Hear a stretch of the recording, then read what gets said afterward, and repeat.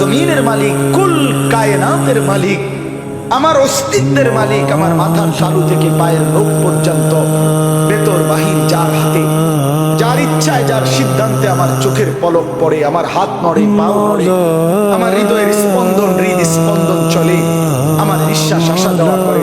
এই যুবক, এই এত বড় মহান আল্লাহর সামনে যারা ঘাড় নোয়াইল না, যার যে সেজদা দেয় না, ঘাড় নয় না, খোদার কসম বেটা, তোর চাইতে বড় ঘাটতারা, গাদ্দার, বেয়াদব আল্লাহর জমিন আর কেউ নাই।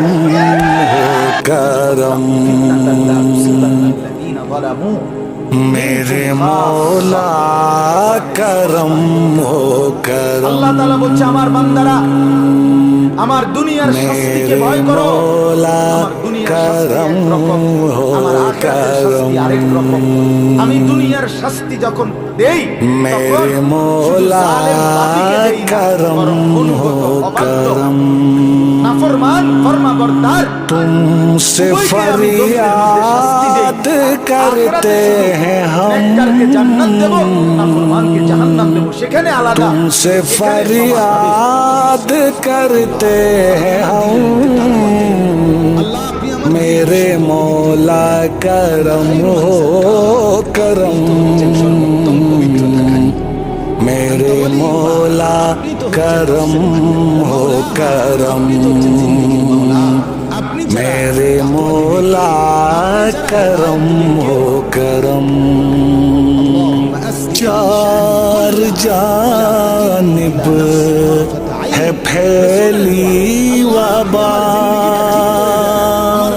बांट दो अब जहां में शिफा।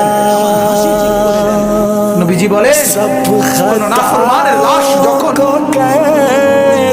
কাঁধের মধ্যে করে কবরস্থানের দিকে নিয়ে যায়, এই পরিমাণ চিৎকার করে, এই পরিমাণ চিৎকার করে নাফরমান বলে, আল্লাহ দোহাই তোমাদের, আমার লাশ ওই কবরস্থানে নিও না, আমার এই কবরে রাখো না।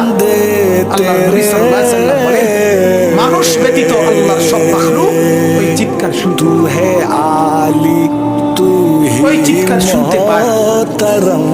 আল্লাহ নবী সাল্লাল্লাহু আলাইহি ওয়াসাল্লাম বলেন, যদি ওই নাফরমানের চিৎকার তোমাদের কানে একবার শুনতা, তাহলে পৃথিবীর কোন মানুষ কোনদিন কারো লাশ খাটের মধ্যে কাঁদে নিত না।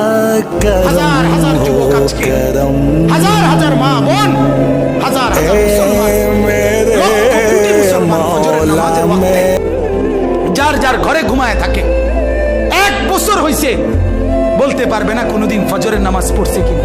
এমন দুর্ভাগা আছে না? বলেন, এমন বদনসিব আছে কিনা বলেন?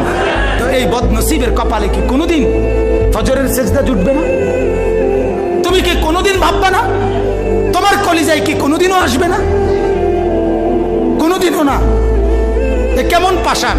এ মূল কারণ হলো কোন উলামায়ে কেরাম, কোন আলেমে দ্বীন, কোন আল্লাহওয়ালা, কোন নেককার বুজুর্গ, কোন হক্কানি রব্বানি আল্লাহর প্রিয় বান্দার সাথে এই ঘরওয়ালাদের সম্পর্ক নাই।